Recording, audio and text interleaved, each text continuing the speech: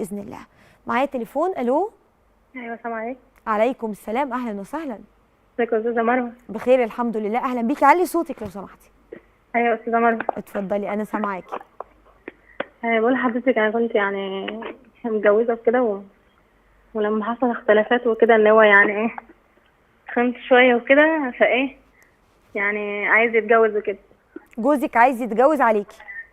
دايما بيقول لي انا عايزه اخطب ومش انا هسيبك واروح اتجوز مش عارفه ايه.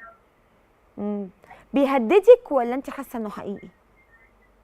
يعني الاثنين. يعني انت خايفه؟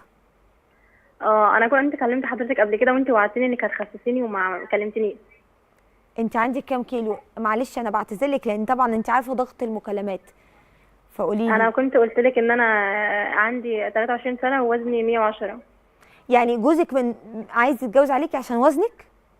ايوه عشان انا تخنت قوي، يعني انا قصيره طولي 58 158. 158. بيضايقك بقى بالكلام؟ يعني بيوجعك بالكلام؟ مش هو لوحده، كله يعني. انا منظري انا ما بحبش نفسي.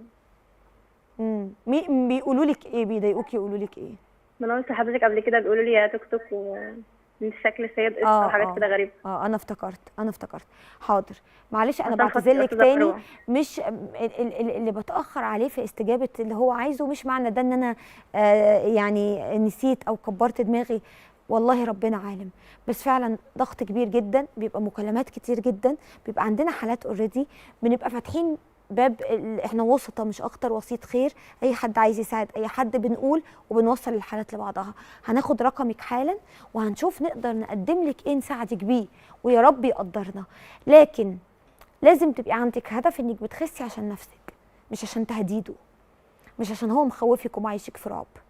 لان الراجل اللي بيعيش مراته في رعب عشان عندها مشكله ما، هو طول الوقت هيفضل معيشها في رعب.